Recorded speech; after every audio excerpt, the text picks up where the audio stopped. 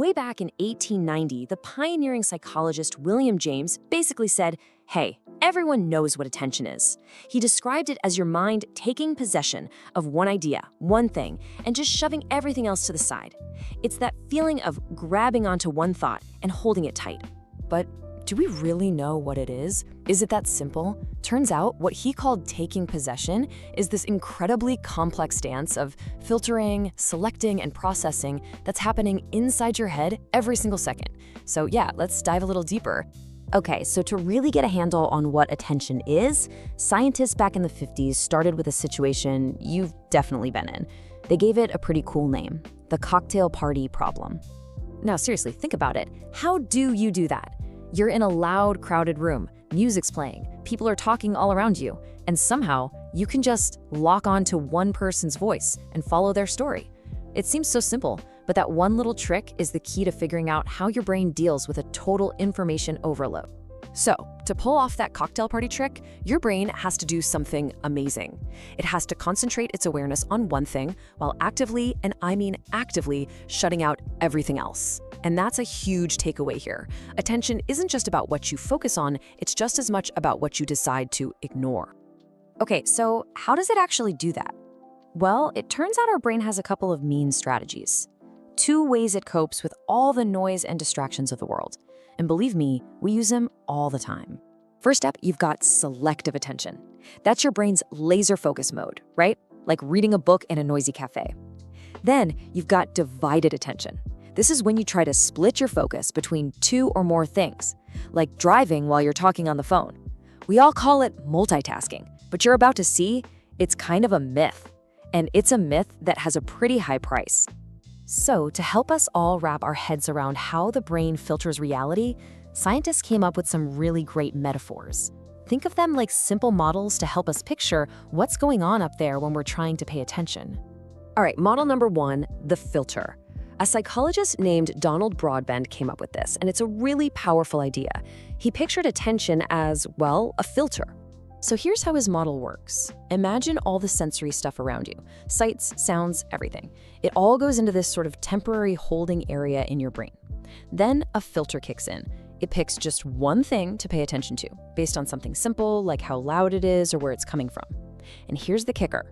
Only that one piece of information gets through to your conscious brain to be processed. Everything else, it gets tossed out before you even figure out what it is. Crazy, right? Okay, so the next model is a bit different.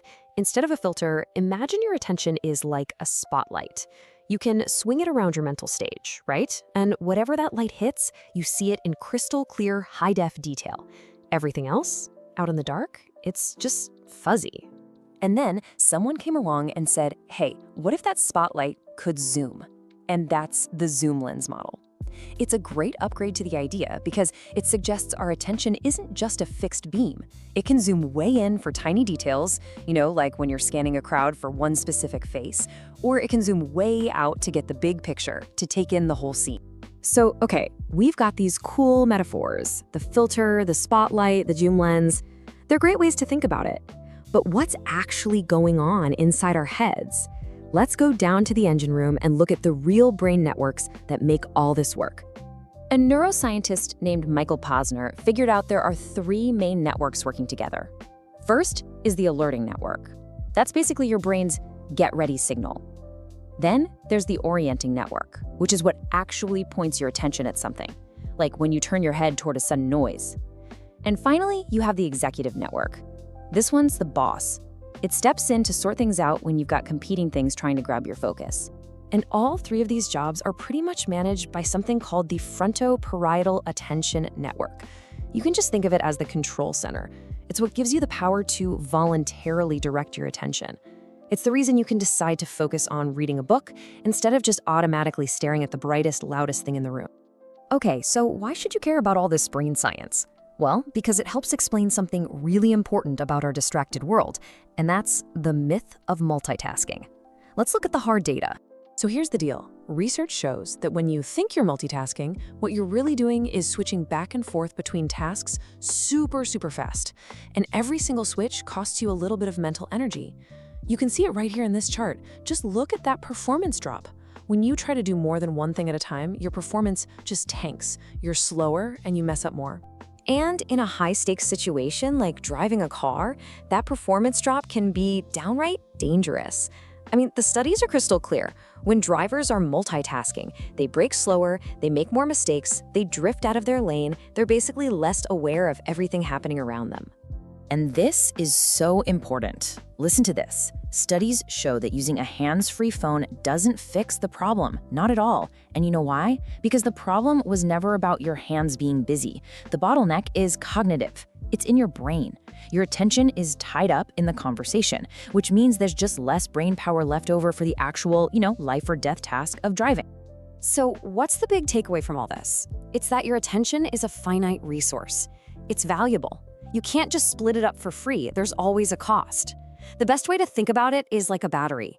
You only have so much charge for the day, and you have to decide where you're going to spend it. Which brings us to the final and maybe most important question. We live in a world that is literally designed to hijack your attention. Clicks, views, notifications, they're all fighting for a piece of it. So now that you know your focus is this incredibly valuable, limited resource, how are you going to direct it?